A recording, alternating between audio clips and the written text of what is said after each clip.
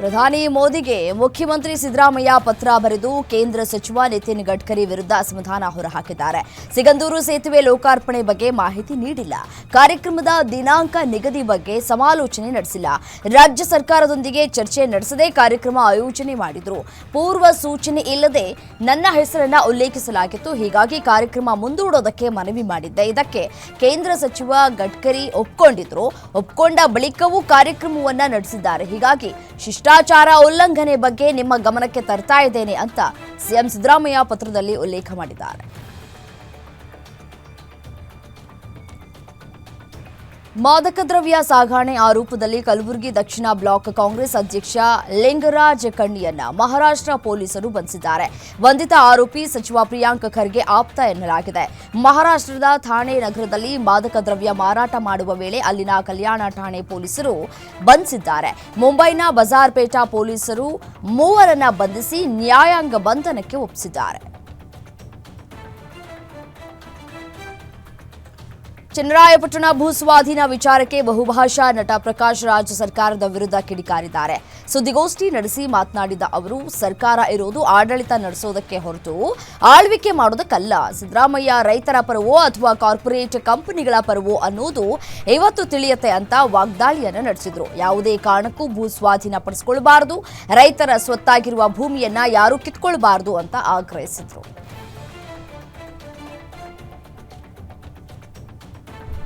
Silicon city ನಾಯಿಗಳಿಗೆ ಬಾಡೂಟ ಹಾಕುವ ವಿಚಾರವಾಗಿ ಬಿಬಿಎಂಪಿ ಮಹತ್ವದ ನಿರ್ಧಾರ ಕೈಗೊಂಡಿದೆ. ಪಾಲಿಕೆ ನಿರ್ಧಾರವನ್ನ ಕನ್ನಡ ಪರ ಹೋರಾಟಗಾರ ವಾಟಾಳ್ ನಾಗರಾಜ್ ವಿಭಿನ್ನವಾಗಿ ಸ್ವಾಗತಿಸಿದ್ದಾರೆ. ಬಿಬಿಎಂಪಿ ಮುಖ್ಯ ಕಚೇರಿಯ ಮುಂದೆ ಶ್ವಾನಗಳಿಗೆ ಬಿಸ್ಕೆಟ್ ಅನ್ನ ತಿನ್ನಿಸಿ ಸನ್ಮಾನ ಮಾಡಿ ಅಭಿನಂದನೆ ಸಲ್ಲಿಸಿದ್ದಾರೆ. ಈ ವೇಳೆ ಮಾತನಾಡಿದ ವಾಟಾಳ್, ನಾಯಿಗಳಿಗೆ ಆಹಾರ ಸ್ಟಾಕ್ ಮಾಡಿದ್ರೆ ಬೆಂಗಳೂರು ಬಂದ್ ಮಾಡಿ ಹೋರಾಟ ಮಾಡ್ತೀವಿ ಅಂತ ಎಚ್ಚರಿಸಿದ್ದಾರೆ.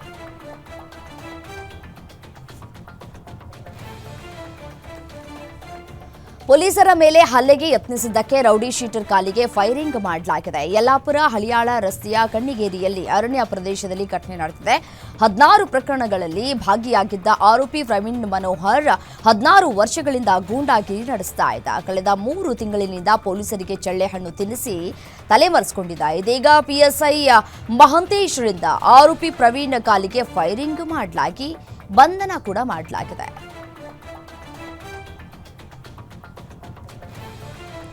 ಬ್ರಿಮ್ಸ್ ಜಿಲ್ಲಾಸ್ಪತ್ರೆಯ ಮಕ್ಕಳ ವಾರ್ಡ್ ಕತ್ತಲಲ್ಲಿ ಮುಳುಗಿದೆ. ಫ್ಯಾನ್, ಲೈಟ್ ಇಲ್ಲದೆ ರೋಗಿಗಳು ಪರದಾಟವನ್ನು ನಡೆಸಿದ್ದಾರೆ. ವಾರ್ಡ್ನಲ್ಲಿ ಮೊಬೈಲ್ ಟಾರ್ಚ್ ಹಾಕಿಕೊಂಡು ರೋಗಿಗಳು ಕಾಲ ಕಳೆಯುವ ಸ್ಥಿತಿ ನಿರ್ಮಾಣವಾಗಿದೆ. ಜಿಲ್ಲಾಸ್ಪತ್ರೆಯ 4ನೇ ಮಹಡಿಯ ಮಕ್ಕಳ ವಾರ್ಡ್ನಲ್ಲಿ ಈ ಘಟನೆ ನಡೆದಿದ್ದು 2 ಗಂಟೆಗಳ ಕಾಲ ವಿದ್ಯುತ್ ಇಲ್ಲದೆ ರೋಗಿಗಳು ನರಳಾಟವನ್ನು ಅನುಭವಿಸಿದ್ದಾರೆ. ವಿದ್ಯುತ್ ಸಮಸ್ಯೆ ಕುರಿತಾಗಿ ಸಿಬ್ಬಂದಿ ಗಮನಕ್ಕೆ ತಂದರೂ ಯಾವುದೇ ಪ್ರಯೋಜನವಾಗಿಲ್ಲ, ನಿರ್ಲಕ್ಷ್ಯವನ್ನು ವಹಿಸಿದ್ದಾರೆ.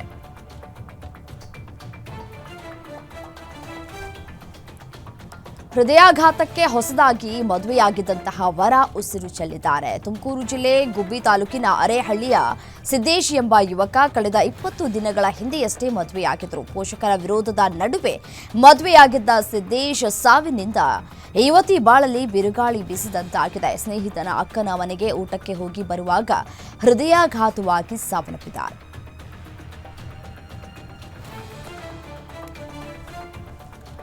ಲಾರಿಗೆ ಬೈಕ್ ಡಿಕ್ಕಿಯಾಗಿ 4 ವರ್ಷದ ಮಗು ಸಾವನ್ನಪ್ಪಿದೆ. ಈ ಘಟನೆ ನೆಲಮಂಗಲ ತಾಲೂಕಿನ ದಾಬಾಸ್ಪೇಟೆ ಬಳಿ ನಡೆದಿದೆ. ಭಯಾನಕ ಅಪಘಾತದ ದೃಶ್ಯ ಸಿಸಿಟಿವಿಯಲ್ಲಿ ಸೆರೆಯಾಗಿದೆ. ಬೈಕ್ ಮುಂಭಾಗ ಕುಳಿತಿದ್ದ ವಿಭಾ ಎಂಬ ಪುಟ್ಟ ಬಾಲಕಿ ಸ್ಥಳದಲ್ಲೇ ಸಾವನ್ನಪ್ಪಿದ್ದಾಳೆ.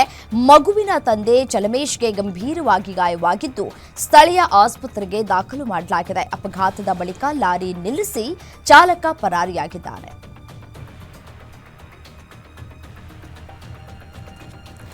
2 ಬೈಕ್ಗಳ ಮಧ್ಯೆ ಡಿಕ್ಕಿಯಾಗಿ ಸ್ಥಳದಲ್ಲೇ ಮಾಜಿ ಗ್ರಾಮ ಪಂಚಾಯಿತಿ ಅಧ್ಯಕ್ಷ ಸಾವನ್ನಪ್ಪಿರುವಂತಹ ಘಟನೆ ಚಿಂತಾಮಣಿ ತಾಲೂಕಿನ ಮಿಟ್ಟಹಳ್ಳಿ ಗೇಟ್ ಬಳಿ ನಡೆದಿದೆ.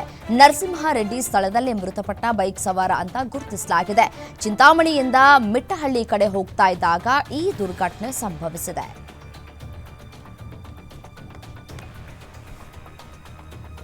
ಕಲ್ಲಿನ ಕ್ವಾರಿಯಲ್ಲಿ ನಿಂತಿದ್ದಂತಹ ನೀರಲ್ಲಿ ಈಜೋದಕ್ಕೆ ಹೋಗಿ ಯುವಕ ಪ್ರಾಣ ಬಿಟ್ಟಿದ್ದಾನೆ. ಬೆಂಗಳೂರು ಉತ್ತರ ತಾಲೂಕಿನ ಮಲ್ಲಸಂದ್ರದಲ್ಲಿ ಘಟನೆ ನಡೆದಿದ್ದು ಆಳ ತಿಳಿಯದೆ ಹೊಂಡಕ್ಕೆ ಬಿದ್ದ ಶಶಾಂಕ್ ನೀರಿನಲ್ಲಿ ಮುಳುಗಿ ಸಾವನ್ನಪ್ಪಿದ್ದಾನೆ. ಸ್ಥಳೀಯರ ನೆರವಿನಿಂದ ಮೃತದೇಹವನ್ನು ಹೊರತೆಗೆಯಲಾಗಿದೆ. ಘಟನೆಗೆ ಸಂಬಂಧಪಟ್ಟಂತೆ ಮಾದನಾಯಕನಹಳ್ಳಿ ಪೊಲೀಸ್ ಠಾಣೆಯಲ್ಲಿ ಪ್ರಕರಣ ದಾಖಲಾಗಿದೆ. ಮೈಸೂರು ಬೆಂಗಳೂರು ಹೆದ್ದಾರಿಯಲ್ಲಿ ಚಾಲಕನ ನಿರ್ಲಕ್ಷ್ಯದಿಂದ ಕೆಎಸ್ಆರ್ಟಿಸಿ ಬಸ್ ಅಪಘಾತವಾಗಿದೆ. ಬಸ್ನಲ್ಲಿ ಪ್ರಯಾಣಿಕರು ಇಲ್ಲದ ಕಾರಣ ದೊಡ್ಡ ದುರಂತ ತಪ್ಪಿದೆ. ಶ್ರೀರಂಗಪಟ್ಟಣದ ತಾಲೂಕಿನ ಬೊಮ್ಮೂರು ಅಗ್ರಹಾರದ ಬಳಿ ಟ್ರ್ಯಾಕ್ಟರ್ಗೆ ಡಿಕ್ಕಿಯಾಗಿ ಹಳ್ಳಕ್ಕೆ ಹೋಗಿ ನಿಂತಿದೆ. ನಿನ್ನೆ ಮಧ್ಯಾಹ್ನವಷ್ಟೇ ಚನ್ನಪಟ್ಟಣದಲ್ಲಿ ಅಪಘಾತ ಮಾಡಿ ಪೊಲೀಸ್ ಠಾಣೆಯಲ್ಲಿ ರಾಜಿ ಮಾಡಿಸಿಕೊಂಡು ಪುತ್ತೂರು ಡಿಪೋಗೆ ಖಾಲಿ ಬಸ್ ತರಲಾಗಿತ್ತು. ಇದೀಗ ಮತ್ತೆ ಅಪಘಾತವಾಗಿ ಗಾಯಗೊಂಡ ಚಾಲಕ ಆಸ್ಪತ್ರೆ ಸೇರಿದ್ದಾನೆ.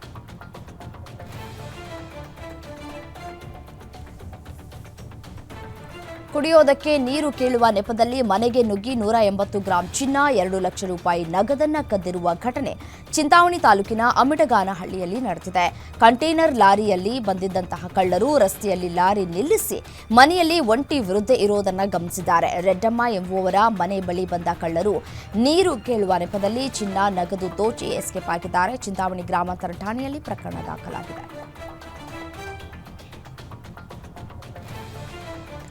ಬೆಂಗಳೂರು ಜನರಿಗೆ ಮತ್ತೊಂದು ಬಿಗ್ ಶಾಕ್ ಎದುರಾಗಿದೆ. ಆಟೋ ಮೀಟರ್ ಮಿನಿಮಮ್ ಚಾರ್ಜ್ ಏರಿಕೆಯಾಗಿದೆ. ಪ್ರಯಾಣದ ಮಿನಿಮಮ್ ದರ 30 ರೂಪಾಯಿಯಿಂದ 36 ರೂಪಾಯಿಗೆ ಏರಿಕೆಯಾಗಿದೆ. 6 ರೂಪಾಯಿ ಏರಿಕೆ ಮಾಡಿ ಬೆಂಗಳೂರು ಜಿಲ್ಲಾಧಿಕಾರಿ ಜಗದೀಶ್ ಆದೇಶವನ್ನು ಹೊರಡಿಸಿದ್ದಾರೆ. ಪರಿಷ್ಕೃತ ದರ ಆಗಸ್ಟ್ 1ರಿಂದ ಜಾರಿಯಾಗಲಿದೆ.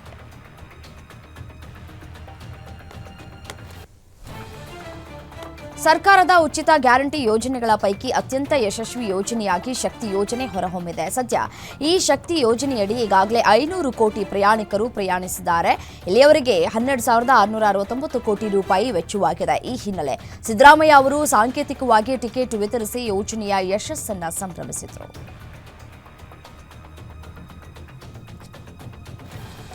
ಕೇಂದ್ರ ಸರ್ಕಾರವು ನ್ಯಾಯಮೂರ್ತಿ ವಿಭು ಬಕ್ರೂ ಅವರನ್ನ ಕರ್ನಾಟಕ ಹೈಕೋರ್ಟ್ನ ನೂತನ ಮುಖ್ಯ ನ್ಯಾಯಮೂರ್ತಿಯಾಗಿ ನೇಮಿಸಿದೆ. ಇವರ ಜೊತೆ ಮಧ್ಯಪ್ರದೇಶ, ಜಾರ್ಖಂಡ್, ಗುವಾಹಟಿ ಮತ್ತು ಪಟನಾ ಹೈಕೋರ್ಟ್ಗಳಿಗೂ ಹೊಸ ಮುಖ್ಯ ನ್ಯಾಯಮೂರ್ತಿಗಳನ್ನು ನೇಮಿಸಲಾಗಿದೆ. ನ್ಯಾಯಮೂರ್ತಿಗಳ ನೇಮಕಕ್ಕೆ ಭಾರತದ ಮುಖ್ಯ ನ್ಯಾಯಮೂರ್ತಿಗಳ ಕೊಲಿಜಿಯಂ ಶಿಫಾರಸು ಮಾಡಿದ್ದು ರಾಷ್ಟ್ರಪತಿಗಳು ಅಂಕಿತವನ್ನು ಹಾಕಿದ್ದಾರೆ.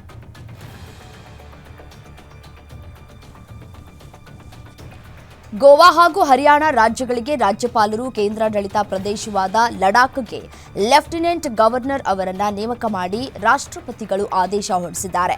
ಆಶಿಮ್ ಕುಮಾರ್ ಘೋಷ್ ಅವರನ್ನ ಹರಿಯಾಣ ರಾಜ್ಯಪಾಲರಾಗಿ, ಅಶೋಕ್ ಗಜಪತಿ ರಾಜುರನ್ನ ಗೋವಾ ರಾಜ್ಯದ ರಾಜ್ಯಪಾಲರಾಗಿ, ಕವೀಂದರ್ ಗುಪ್ತಾರನ್ನ ಕೇಂದ್ರಾಡಳಿತ ಪ್ರದೇಶವಾದ ಲಡಾಖ್ನ ಹೊಸ ಲೆಫ್ಟಿನೆಂಟ್ ಗವರ್ನರ್ ಆಗಿ ನೇಮಕ ಮಾಡಿ ರಾಷ್ಟ್ರಪತಿಗಳು ಆದೇಶಿಸಿದ್ದಾರೆ.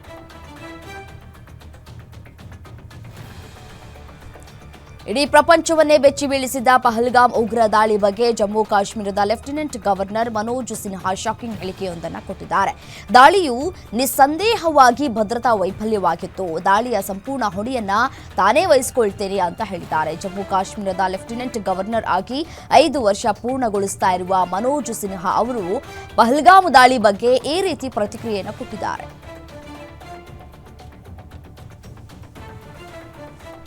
ನಿಫಾ ಆತಂಕದ ಹಿನ್ನೆಲೆಯಲ್ಲಿ ಕೇರಳದ 6 ಜಿಲ್ಲೆಗಳಲ್ಲಿ ಎಚ್ಚರಿಕೆಯನ್ನು ನೀಡಲಾಗಿದೆ. ಪಾಲಕ್ಕಾಡ್ ಜಿಲ್ಲೆಯಲ್ಲಿ ವ್ಯಕ್ತಿಯೊಬ್ಬರು ಸಾವನ್ನಪ್ಪಿದ್ದು ನಿಫಾ ವೈರಸ್ ಸೋಂಕು ತಗುಲಿರುವಂತಹ ಶಂಕೆ ವ್ಯಕ್ತವಾಗಿದೆ. ಈ ಮೂಲಕ ಕೇರಳದಲ್ಲಿ ಶಂಕಿತ ನಿಫಾ ಸೋಂಕಿಗೆ 2ನೇ ವ್ಯಕ್ತಿ ಬಲಿಯಾದಂತಾಗಿದೆ.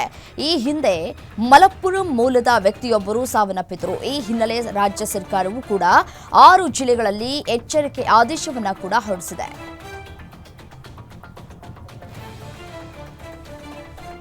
ಬಾಲಿವುಡ್ ಹಾಗೂ ಹರಿಯಾಣ ಭಾಷೆಯಲ್ಲಿ ಖ್ಯಾತಿ ಪಡೆದಂತಹ ಗಾಯಕ ರ್ಯಾಪರ್ ರಾಹುಲ್ ಫಜೀಲ್ ಫುರಿಯಾ ಮೇಲೆ ಗುಂಡಿನ ದಾಳಿ ನಡೆದಿದೆ. ಗುರುಗ್ರಾಮದ ಸದರ್ನ್ ಫೆರಿಫೆರಲ್ ರಸ್ತೆಯ ಬಾದ್ಶಾಪುರ ಬಳಿ ಈ ಒಂದು ಘಟನೆ ನಡೆದಿದೆ ಅಂತ ಹೇಳಲಾಗ್ತಾ ಇದೆ. ಕಾರಿನಲ್ಲಿ ಬಂದಂತಹ ಅಪರಿಚಿತ ದುಷ್ಕರ್ಮಿಗಳು ಗಾಯಕನ ಮೇಲೆ ಗುಂಡಿನ ದಾಳಿ ನಡೆಸಿದ್ದಾರೆ. ಆದರೆ ಅದೃಷ್ಟವಶಾತ್ ರಾಹುಲ್ ಅಪಾಯದಿಂದ ಪಾರಾಗಿದ್ದಾರೆ. ಯಮನ್ನಲ್ಲಿ ಗಲ್ಲು ಶಿಕ್ಷೆ ನಿಗದಿಯಾಗಿರುವಂತಹ ಕೇರಳದ ನರ್ಸ್ ನಿಮಿಷಾ ಪ್ರಿಯಾ ಬಿಡುಗಡೆ ಮಾಡಿಸುವುದಕ್ಕೆ ಮರಣದಂಡನೆಯನ್ನ ತಡೆಯುವುದಕ್ಕೆ ಸೀಮಿತ ಆಯ್ಕೆಗಳಿವೆ ಅಂತ ಕೇಂದ್ರ ಸರ್ಕಾರ ಸುಪ್ರೀಂ ಕೋರ್ಟ್ಗೆ ತಿಳಿಸಿದೆ. 2 ದಿನದಲ್ಲಿ ನಿಮಿಷಾ ಪ್ರಿಯಾರನ್ನ ನೇಣಿಗೇರಿಸಲಾಗ್ತಾ ಇದೆ ಎಂಬ ಕಾರಣಕ್ಕೆ ತುರ್ತು ವಿಚಾರಣೆಗೆ ಸುಪ್ರೀಂ ಕೋರ್ಟ್ ಒಪ್ಪಿತ್ತು. ಈ ಬಗ್ಗೆ ಪ್ರತಿಕ್ರಿಯೆ ನೀಡುವಂತೆ ಕೇಂದ್ರ ಸರ್ಕಾರಕ್ಕೆ ಕೋರ್ಟ್ ಸೂಚಿಸಿತ್ತು. ಈ ಹಿನ್ನೆಲೆ ಸುಪ್ರೀಂ ಕೋರ್ಟ್ನಲ್ಲಿ ಕೇಂದ್ರವನ್ನು ಪ್ರತಿನಿಧಿಸಿದಂತಹ ಅಟಾರ್ನಿ ಜನರಲ್ ಆರ್ ವೆಂಕಟರಮಣಿ ಈ ವಿಷಯದಲ್ಲಿ ಭಾರತವು ಏನೆಲ್ಲ ಪ್ರಯತ್ನಿಸಬಹುದು ಈಗಾಗಲೇ ಆ ಎಲ್ಲ ಮಿತಿಯನ್ನ ತಲುಪಿದೆ ಅಂತ ಹೇಳಿದ್ದಾರೆ.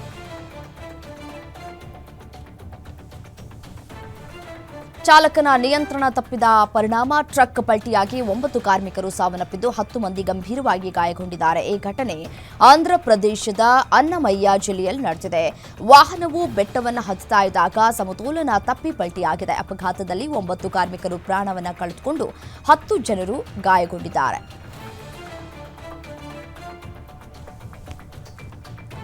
ಮಾಜಿ ಮಿಸ್ ಪುದುಚೇರಿ ಮತ್ತು ಜನಪ್ರಿಯ ಮಾಡೆಲ್ ಸ್ಯಾನ್ ರಾಚೆಲ್ ಆತ್ಮಹತ್ಯೆ ಮಾಡಿಕೊಂಡಿದ್ದಾರೆ. ಸೂಸೈಡ್ ನೋಟ್ ಪತ್ತೆಯಾಗಿದೆ ಅಂತ ಪೊಲೀಸರು ಹೇಳಿದ್ದಾರೆ.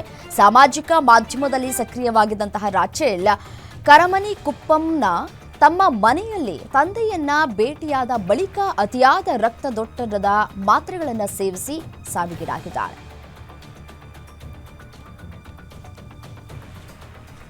ಕೇರಳದ ವಿಶ್ವವಿಖ್ಯಾತ ತಿರುವನಂತಪುರಂನಲ್ಲಿ ಇರುವಂತಹ ಶ್ರೀ ಪದ್ಮನಾಭ ಸ್ವಾಮಿ ದೇವಸ್ಥಾನದಲ್ಲಿ ಭಾರೀ ಅವಘಡವೊಂದು ಸ್ವಲ್ಪದರಲ್ಲೇ ತಪ್ಪಿದೆ. ಪೊಲೀಸ್ ಅಧಿಕಾರಿಯೊಬ್ಬರು ತಮ್ಮ ಗನ್ ಸ್ವಚ್ಛಗೊಳಿಸ್ತಾ ಇದ್ದಾಗ ಅವರ ರೈಫಲ್ನಿಂದ ಆಕಸ್ಮಿಕವಾಗಿ ಗುಂಡು ಹಾರಿ ಸ್ಫೋಟಗೊಂಡಿದೆ. ಅದೃಷ್ಟವಶಾತ್ ಘಟನೆಯಲ್ಲಿ ಯಾರಿಗೂ ಗಾಯಗಳಾಗಿಲ್ಲ. ಗುಂಡಿನ ಹಠಾತ್ ಶಬ್ದವು ಭದ್ರತಾ ಸಿಬ್ಬಂದಿ ಮತ್ತು ಅಲ್ಲಿದ್ದ ಇತರರಲ್ಲಿ ಸ್ವಲ್ಪ ಸಮಯದವರೆಗೆ ಭಯವನ್ನ ಉಂಟು ಮಾಡಿತ್ತು. ಆದಾಗ್ಯೂ ಪರಿಸ್ಥಿತಿಯನ್ನ ತ್ವರಿತವಾಗಿ ನಿಯಂತ್ರಣಕ್ಕೆ ತೆಗೆದುಕೊಂಡು ಬರಲಾಗಿದೆ.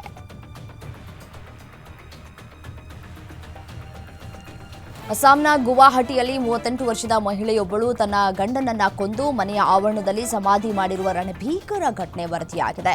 ಸದ್ಯ ಪಾತಕಿ ಪತ್ನಿಯನ್ನ ಪೊಲೀಸರು ಅರೆಸ್ಟ್ ಮಾಡಿದ್ದು ಬಂಧಿತ ಆರೋಪಿಯನ್ನ ರಹೀಂ ಖಾತುನಾ ಅಂತ ಹೇಳಿ ಗುರುತಿಸಲಾಗಿದೆ. ಏಕೆ ತನ್ನ ಪತಿ ಸಬಿಯಾಲ್ ರೆಹಮಾನ್ ನನ್ನ ಬರ್ಬರವಾಗಿ ಹತ್ಯೆ ಮಾಡಿದ್ದಾಳೆ. ಅಲ್ಲದೆ ಆತನ ಶವವನ್ನ ಮನೆಯ ಆವರಣದಲ್ಲೇ ಗುಂಡಿ ಅಗೆದು ಮುಚ್ಚಿ ಹಾಕಿದ್ದಾಳೆ.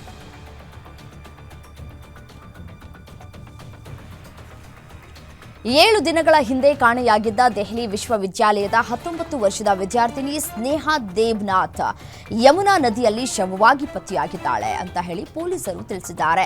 ಜುಲೈ 7ರಂದು ಉತ್ತರ ದೆಹಲಿಯ ಸಿಗ್ನೇಚರ್ ಬ್ರಿಡ್ಜ್ಗೆ ಕ್ಯಾಬ್ನಲ್ಲಿ ತೆರಳಿದ್ಲು. ಆಗಿನಿಂದ ಆಕೆಯ ಸುಳಿವು ಇರಲಿಲ್ಲ. ಇದರಿಂದ ಗಾಬರಿಯಾಗಿದ್ದಂತಹ ಆಕೆಯ ಕುಟುಂಬದವರು ಹುಡುಕಾಟವನ್ನು ನಡೆಸಿದ್ರು. ಇದೀಗ ತ್ರಿಪುರಾ ನಿವಾಸಿಯಾದಂತಹ ಸ್ನೇಹ ಶವವನ್ನ ಕುಟುಂಬಸ್ಥರು ಗುರುತಿಸಿದ್ದು ಶವವನ್ನ ಮರಣೋತ್ತರ ಪರೀಕ್ಷೆಗೆ ಕಳುಹಿಸಲಾಗಿದೆ. ಮುಂಬೈನ ಛತ್ರಪತಿ ಶಿವಾಜಿ ಮಹಾರಾಜ್ ಅಂತಾರಾಷ್ಟ್ರೀಯ ವಿಮಾನ ನಿಲ್ದಾಣದಲ್ಲಿ ಆಕಾಶ್ ಏರ್ ವಿಮಾನಕ್ಕೆ ಸರಕು ಸಾಗಾಣಿಕೆಯ ಟ್ರಕ್ ಡಿಕ್ಕಿ ಹೊಡೆದಿದೆ. ವಿಮಾನವನ್ನ ನಿಲ್ದಾಣದಲ್ಲಿ ನಿಲ್ಲಿಸಿದ ವೇಳೆ ಟ್ರಕ್ ಹಿಂಭಾಗದ ರೆಕ್ಕೆಗಳಿಗೆ ಡಿಕ್ಕಿಯಾಗಿದೆ.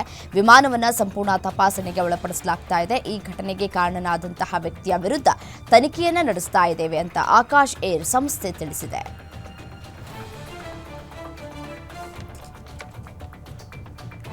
ರಾಜಸ್ಥಾನದಲ್ಲಿ ಕಳೆದ 24 ಗಂಟೆಗಳಲ್ಲಿ ಭಾರೀ ಮಳೆಗೆ 6 ಜನರು ಪ್ರಾಣವನ್ನು ಕಳೆದುಕೊಂಡಿದ್ದಾರೆ. ಭಾರೀ ಮಳೆಯಿಂದಾಗಿ ಹಲವು ಪ್ರದೇಶಗಳು ಜಲಾವೃತಗೊಂಡಿವೆ. ಭಾರತೀಯ ಹವಾಮಾನ ಇಲಾಖೆ ರೆಡ್ ಅಲರ್ಟ್ ಘೋಷಣೆ ಮಾಡಿದೆ. ಇಂದು ಭಾರೀ ಮಳೆಯಾಗುವ ಮುನ್ಸೂಚನೆ ಕೊಟ್ಟಿದೆ. ಜೈಪುರ ಸೇರಿದಂತೆ ಹಲವು ಜಿಲ್ಲೆಗಳಲ್ಲಿ ಗುಡುಗು ಮತ್ತು ಮಿಂಚು ಸಹಿತ ಭಾರೀ ಮಳೆಯ ಎಚ್ಚರಿಕೆಯನ್ನು ನೀಡಲಾಗಿದೆ.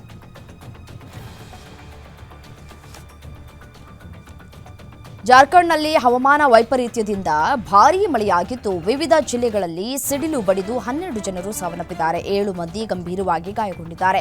ಸಾವನ್ನಪ್ಪಿದವರಲ್ಲಿ ಹಲವರು ತಮ್ಮ ಹೊಲಗಳಲ್ಲಿ ಕೆಲಸವನ್ನ ಮಾಡ್ತಾ ಇದ್ದಾಗ ಸಿಡಿಲು ಬಡಿದಿದೆ.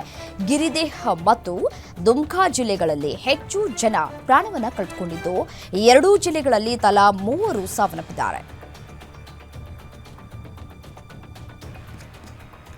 ಇಂಧನ ಪರಿವರ್ತನೆಯ ಪ್ರಯಾಣದಲ್ಲಿ ಭಾರತ ಒಂದು ಮೈಲಿಗಲ್ಲನ್ನು ಸಾಧಿಸಿದೆ. ಪಳೆಯುಳಿಕೆಯೇತರ ಇಂಧನದಲ್ಲಿ 5 ವರ್ಷ ಮೊದಲೇ 242.8 ಗಿಗಾವ್ಯಾಟ್ ವಿದ್ಯುತ್ ಸಾಮರ್ಥ್ಯವನ್ನು ಸಾಧಿಸಿ ಹೆಗ್ಗಳಿಕೆಗೆ ಪಾತ್ರವಾಗಿದೆ. ನವೀಕರಿಸಬಹುದಾದಂತಹ ಇಂಧನ ವಲಯದಲ್ಲಿ ಭಾರತ 2030ರ ವೇಳೆಗೆ 484.8 ಗಿಗಾವ್ಯಾಟ್ ಸ್ಥಾಪಿತ ವಿದ್ಯುತ್ ಸಾಮರ್ಥ್ಯ ಗುರಿಯೊಂದಿಗೆ ವಿಶಿಷ್ಟ ಹೆಜ್ಜೆಯನ್ನ ಹಾಕಿತ್ತು. ಆದರೆ 2025ರ ವೇಳೆಗಾಗಲೇ 242.8 ಗಿಗಾವ್ಯಾಟ್ ಸಾಮರ್ಥ್ಯದೊಂದಿಗೆ ಪ್ಯಾರಿಸ್ ಒಪ್ಪಂದಕ್ಕೆ ಅನುಗುಣವಾಗಿ ನಿಗದಿತ ಗುರಿಗಿಂತ 5 ವರ್ಷ ಮೊದಲೇ ಸಾಧನೆಯನ್ನ ಮಾಡಿ ತೋರಿಸಿದೆ. ಈ ಬಗ್ಗೆ ಕೇಂದ್ರ ಸಚಿವ ಪ್ರಹ್ಲಾದ್ ಜೋಶಿ ಸಂತಸವನ್ನು ವ್ಯಕ್ತಪಡಿಸಿದ್ದಾರೆ.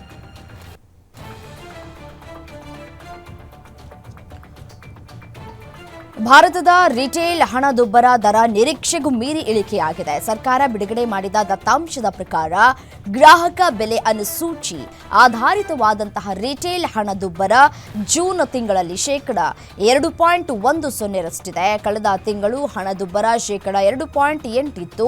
ಸತತ 2 ತಿಂಗಳು ಇದು -3ರ ಒಳಗಿರೋದು ವಿಶೇಷ. ಜೂನ್ ತಿಂಗಳ ಹಣದುಬ್ಬರವು ಕಳೆದ 6 ವರ್ಷದಲ್ಲಿ ಕನಿಷ್ಠ ಮಟ್ಟ ಅಂತ ಅನಿಸಿದೆ.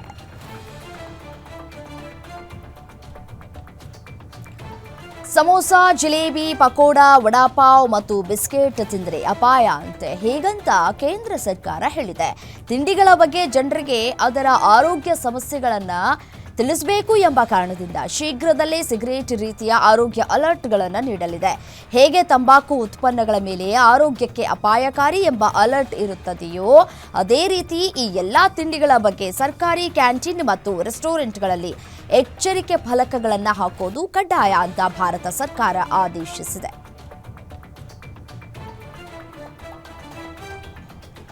₹500 ಬ್ಯಾನ್ ಆಗುತ್ತೆ ಎಂಬ ಸಂದೇಶ ಸದ್ಯ ಜನರಲ್ಲಿ ಆತಂಕವನ್ನು ಸೃಷ್ಟಿಸಿದೆ. ಆದರೆ ₹500 ನೋಟುಗಳನ್ನು ತೆಗೆದುಹಾಕುವ ಕುರಿತು ಯಾವುದೇ ಉಲ್ಲೇಖವಿಲ್ಲ. ಈ ಸೂಚನೆಯನ್ನ ತಪ್ಪಾಗಿ ಅರ್ಥೈಸಿಕೊಂಡು ಅಥವಾ ಉದ್ದೇಶಪೂರ್ವಕವಾಗಿ ತಿರುಚಿ ವದಂತಿಗಳನ್ನು ಹರಡಿಸಲಾಗಿದೆ ಅಂತ RBI ತಿಳಿಸಿದೆ.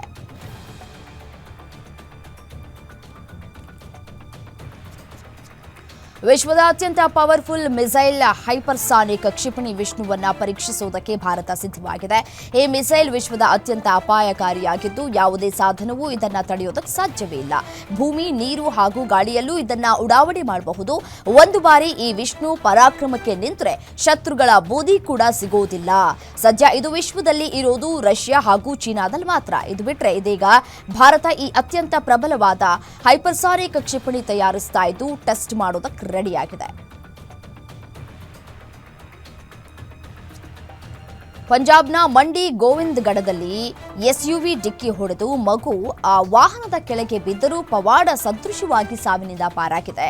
ಮಗು ಕಾರು ಡಿಕ್ಕಿ ಹೊಡೆದು ಆ ವಾಹನದ ಕೆಳಗೆ ಸಿಲುಕಿಕೊಂಡಾಗ ಜನರು ಆ ಮಗುವನ್ನ ರಕ್ಷಿಸುವುದಕ್ಕೆ ಧಾವಿಸ್ತಾ ಇರುವುದನ್ನು ನೋಡಬಹುದು.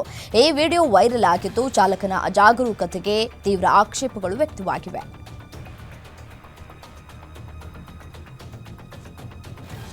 ಬಾಹ್ಯಾಕಾಶಕ್ಕೆ ತೆರಳಿದ ಭಾರತೀಯ ಗಗನಯಾತ್ರಿ ಶುಭಾಂಶು ಶುಕ್ಲಾ ಸೇರಿದಂತೆ 4 ಗಗನಯಾತ್ರಿಗಳು ಭಾರತಕ್ಕೆ ವಾಪಸ್ಸಾಗ್ತಾ ಇದ್ದಾರೆ. ಡ್ರ್ಯಾಗನ್ ನೌಕೆ ಮೂಲಕ ಭೂಮಿಯತ್ತ ಆಗಮಿಸ್ತಾ ಇರುವಂತಹ 4 ಅಂತಾರಾಷ್ಟ್ರೀಯ ಬಾಹ್ಯಾಕಾಶ ಕೇಂದ್ರದಿಂದ ಭೂಮಿಯತ್ತ ಪ್ರಯಾಣವನ್ನು ಬೆಳೆಸಿದ್ದಾರೆ. ಇವತ್ತು ಮಧ್ಯಾಹ್ನ 3 ಗಂಟೆಗೆ ಭೂಮಿಗೆ ತಲುಪಲಿದ್ದಾರೆ. ಡ್ರ್ಯಾಗನ್ ಎಂದು ಕ್ಯಾಲಿಫೋರ್ನಿಯಾದ ಕರಾವಳಿ ಪ್ರದೇಶದಲ್ಲಿ ಇಳಿಯಲಿದೆ. ಭಾರತದ ವಿದೇಶಾಂಗ ಸಚಿವ S ಜೈಶಂಕರ್ ಅವರು 3 ದಿನಗಳ ಚೀನಾ ಪ್ರವಾಸದಲ್ಲಿದ್ದಾರೆ. ಈ ವೇಳೆ ಚೀನಾದ ಉಪಾಧ್ಯಕ್ಷ ಹಾನ್ ಜೆಂಗ್ ಅವರನ್ನ ಭೇಟಿಯಾಗಿದ್ದಾರೆ. ಈ ಕುರಿತು S ಜೈಶಂಕರ್ ಸಾಮಾಜಿಕ ಮಾಧ್ಯಮದಲ್ಲಿ ಪೋಸ್ಟ್ ಅನ್ನು ಹಂಚಿಕೊಂಡಿದ್ದಾರೆ. ಟಿಯಾನ್ಜಿನ್ನಲ್ಲಿ ನಡೆಯಲಿರುವಂತಹ ಶಾಂಘೈ ಸಹಕಾರ ಸಂಸ್ಥೆಯ ಸದಸ್ಯ ರಾಷ್ಟ್ರಗಳ ಸಭೆಯಲ್ಲಿ ಭಾಗವಹಿಸಲಿದ್ದಾರೆ. ಎಲ್ಲ ಸದಸ್ಯ ರಾಷ್ಟ್ರಗಳ ವಿದೇಶಾಂಗ ಮಂತ್ರಿಗಳು ಇದರಲ್ಲಿ ಭಾಗವಹಿಸಲಿದ್ದಾರೆ. ರಷ್ಯಾ ಅಧ್ಯಕ್ಷ ವ್ಲಾಡಿಮಿರ್ ಪುಟಿನ್ ವಿರುದ್ಧ ಅಮೆರಿಕ ಅಧ್ಯಕ್ಷ ಡೊನಾಲ್ಡ್ ಟ್ರಂಪ್ ಅಸಮಾಧಾನವನ್ನು ವ್ಯಕ್ತಪಡಿಸಿದ್ದಾರೆ. ಪುಟಿನ್ ಬೆಳಗ್ಗೆ ಬಣ್ಣದ ಮಾತನಾಡಿ ಸಂಜೆ ಬಾಂಬ್ ಹಾಕುವ ವ್ಯಕ್ತಿ ಅಂತ ಟ್ರಂಪ್ ಹೇಳಿದ್ದಾರೆ. ಅಮೆರಿಕವು ಉಕ್ರೇನ್ಗೆ ಪೇಟ್ರಿಯಾಟ್ ವಾಯು ರಕ್ಷಣಾ ವ್ಯವಸ್ಥೆಯನ್ನ ನೀಡುವುದಾಗಿ ಟ್ರಂಪ್ ಘೋಷಿಸಿದ್ರು. ಇದಕ್ಕಾಗಿ ಟ್ರಂಪ್ ಈ ವಾರ ನ್ಯಾಟೋ ಪ್ರಧಾನ ಕಾರ್ಯದರ್ಶಿ ಮಾರ್ಕ್ ರುಟ್ಟೆ ಅವರನ್ನ ಭೇಟಿ ಮಾಡಲಿದ್ದಾರೆ. ಚೀನಾದಿಂದ ರಸಗೊಬ್ಬರ ಪೂರೈಕೆ ಸ್ಥಗಿತಗೊಂಡ ಕಾರಣಕ್ಕೆ ಭಾರತವು ಈಗ ಸೌದಿ ಅರೇಬಿಯಾದಿಂದ DAP ರಸಗೊಬ್ಬರ ಪಡೆಯಲಿದೆ. ರಸಗೊಬ್ಬರ ಪೂರೈಕೆಗಾಗಿ ಸೌದಿ ಅರೇಬಿಯಾ ಜೊತೆ ಭಾರತ ದೀರ್ಘಾವಧಿ ಒಪ್ಪಂದಕ್ಕೆ ಸಹಿ ಹಾಕಿದೆ. ಸೌದಿ ದೇಶದ ಮೈನಿಂಗ್ ಸಂಸ್ಥೆಯಾದ ಮಾದೆನ್ ಜೊತೆ ಭಾರತದ ಇಂಡಿಯನ್ ಪೊಟ್ಯಾಷಿಲ್ ಜೊತೆಗೆ ಲಿಮಿಟೆಡ್ ಏನಿದೆಯಲ್ಲ ಈ ಒಂದು ಕಂಪನಿ ಮತ್ತೆ ಕೋಲ್ ಇಂಡಿಯಾ KRIBHCO ಕಂಪನಿಗಳು ಸಹಿಯನ್ನ ಹಾಕಿವೆ. 5 ವರ್ಷ ಕಾಲ ಈ ಸೌದಿ ಕಂಪನಿಯು ಭಾರತೀಯ ಕಂಪನಿಗಳಿಗೆ 31 ಲಕ್ಷ ಮೆಟ್ರಿಕ್ ಟನ್ DAP ರಸಗೊಬ್ಬರವನ್ನು ಪೂರೈಕೆ ಮಾಡಲಿದೆ.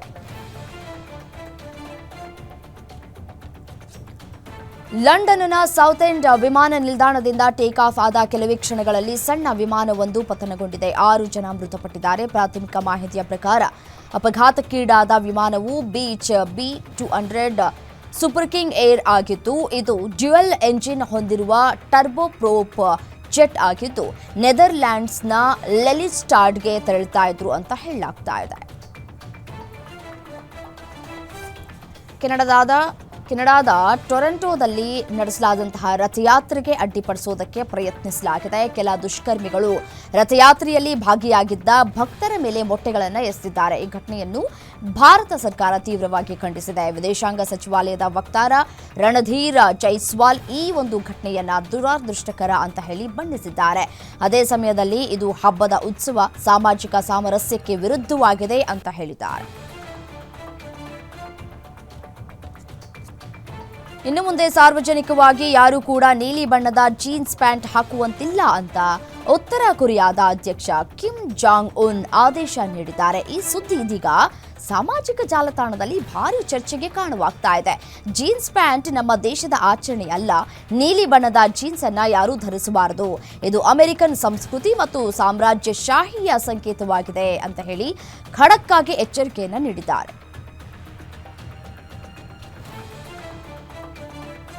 ರವೀಂದ್ರ ಜಡೇಜಾ ಅವರ ಏಕಾಂಗಿ ಹೋರಾಟದ ಹೊರತಾಗಿಯೂ ಜೋಫ್ರಾ ಆರ್ಚರ್, ಬೆನ್ ಸ್ಟೋಕ್ಸ್ ಮಾರಕ ಬೌಲಿಂಗ್ ದಾಳಿಗೆ ನಲುಗಿದ ಭಾರತ ತಂಡ ಮೂರನೇ ಟೆಸ್ಟ್ ಪಂದ್ಯದಲ್ಲಿ ಇಂಗ್ಲೆಂಡ್ ವಿರುದ್ಧ 22 ರನ್ಗಳಿಂದ ಸೋಲನ್ನ ಅನುಭವಿಸಿದೆ. ಆ ಮೂಲಕ ಲಾರ್ಡ್ಸ್ ಟೆಸ್ಟ್ ಗೆದ್ದು ಸರಣಿಯಲ್ಲಿ ಮುನ್ನಡೆ ಸಾಧಿಸಬೇಕು ಎಂಬ ಟೀಂ ಇಂಡಿಯಾದ ಕನಸು ಭಗ್ನವಾಗಿದೆ.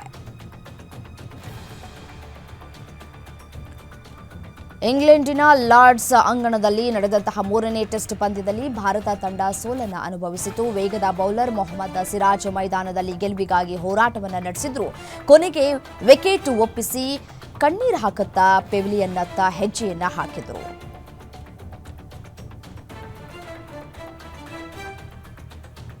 ಲಾರ್ಡ್ಸ್ ಮೈದಾನದಲ್ಲಿ ನಡೆದ ಮೂರನೇ ಟೆಸ್ಟ್ ಪಂದ್ಯದ 4ನೇ ದಿನ ಐಸಿಸಿಯ ಮೊದಲ ಹಂತದ ನಿಯಮವನ್ನು ಉಲ್ಲಂಘಿಸಿದ ಮೊಹಮ್ಮದ್ ಸಿರಾಜ್ಗೆ ಪಂದ್ಯದ ಸಂಭಾವನೆಯಲ್ಲಿ 15% ದಂಡ ಹಾಗೂ 1 ಡಿಮೆರಿಟ್ ಅಂಕವನ್ನು ವಿಧಿಸಲಾಗಿದೆ. ಆ ಮೂಲಕ ಟೀಂ ಇಂಡಿಯಾ ಹಿರಿಯ ವೇಗಿಗೆ ಭಾರೀ ಹಿನ್ನಡೆಯಾಗಿದೆ. ಸನ್ರೈಸರ್ಸ್ ಹೈದರಾಬಾದ್ ತಂಡ ತನ್ನ ನೂತನ ಕೋಚ್ ಅನ್ನು ನೇಮಿಸುವ ಮೂಲಕ 2026ರ ಇಂಡಿಯನ್ ಪ್ರೀಮಿಯರ್ ಲೀಗ್ ಟೂರ್ನಿಗೆ ತಯಾರಿಯನ್ನು ಆರಂಭಿಸಿದೆ. 19ನೇ ಆವೃತ್ತಿಯ ಟೂರ್ನಿಯ ನಿಮಿತ್ತ ಹೈದರಾಬಾದ್ ಫ್ರಾಂಚೈಸಿ ನೂತನ ಬೌಲಿಂಗ್ ಕೋಚ್ ಆಗಿ ವರುಣ್ ಆರೋನ್ ಅವರನ್ನು ನೇಮಿಸಿದೆ.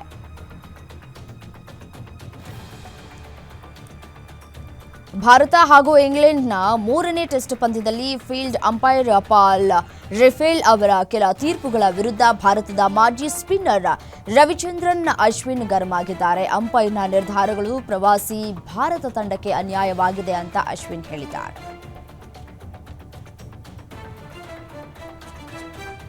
ಬ್ಯಾಡ್ಮಿಂಟನ್ ಸ್ಟಾರ್ ಒಲಿಂಪಿಕ್ ಕಂಚಿನ ಪದಕ ವಿಜೇತೆ ಸೈನಾ ನೆಹ್ವಾಲ್ ಪರುಪಳ್ಳಿ ಕಶ್ಯಪ್ ದಂಪತಿ ವಿಚ್ಛೇದನದ ನಿರ್ಧಾರವನ್ನು ಪ್ರಕಟಿಸಿದ್ದಾರೆ. ಈ ಕುರಿತು ಸಾಮಾಜಿಕ ಜಾಲತಾಣಗಳಲ್ಲಿ ಪೋಸ್ಟ್ ಮಾಡಿ ಹಂಚಿಕೊಂಡಿದ್ದಾರೆ. 2018ರಲ್ಲಿ ಈ ಜೋಡಿ ವೈವಾಹಿಕ ಜೀವನಕ್ಕೆ ಕಾಲಿಟ್ಟಿತ್ತು. ಇದೀಗ 7 ವರ್ಷಗಳ ದಾಂಪತ್ಯ ಜೀವನವನ್ನು ಕೊನೆಗೊಳಿಸುವ ನಿರ್ಧಾರವನ್ನು ತೆಗೆದುಕೊಂಡಿದೆ. ಕನ್ನಡ, ತಮಿಳು, ತೆಲುಗು ಮತ್ತು ಹಿಂದಿ ಚಿತ್ರರಂಗದ ದಿಗ್ಗಜ ನಟಿ ಬಿ ಸರೋಜಾದೇವಿ ತಮ್ಮ ನಿವಾಸದಲ್ಲಿ ನಿನ್ನೆ ನಿಧನರಾಗಿದ್ದಾರೆ. ದೀರ್ಘಕಾಲದ ಅನಾರೋಗ್ಯದಿಂದ ಬಳಲ್ತಾ ಇದ್ದಂತಹ ಅವರು ಖಾಸಗಿ ಆಸ್ಪತ್ರೆಯಲ್ಲಿ ಚಿಕಿತ್ಸೆಯನ್ನು ಪಡಿತಾ ಇದ್ರು. ಅಗಲಿದ ಹಿರಿಯ ನಟಿಗೆ ಸಿನಿಮಾ ರಂಗದ ಗಣ್ಯರು, ಪ್ರಮುಖ ನಟ ನಟಿಯರು ಮತ್ತು ರಾಜಕಾರಣಿಗಳು ಸಂತಾಪವನ್ನು ವ್ಯಕ್ತಪಡಿಸಿದ್ದಾರೆ.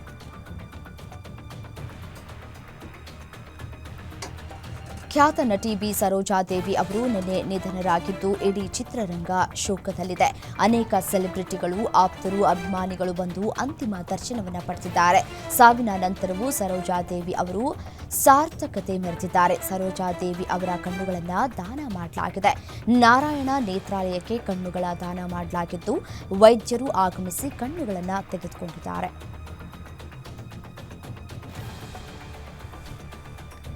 ಇಂದು ನಟಿ ಬಿ ಸರೋಜಾದೇವಿ ಅವರ ಹುಟ್ಟೂರಾದ ಚನ್ನಪಟ್ಟಣದ ದಶವಾರ ಗ್ರಾಮದಲ್ಲಿ ಅಂತ್ಯಕ್ರಿಯೆ ನಡೆಯಲಿದೆ. ಅದಕ್ಕೆ ಸಕಲ ರೀತಿಯಾದಂತಹ ತಯಾರಿಯನ್ನ ಮಾಡಿಕೊಳ್ಳಲಾಗ್ತಾ ಇದೆ.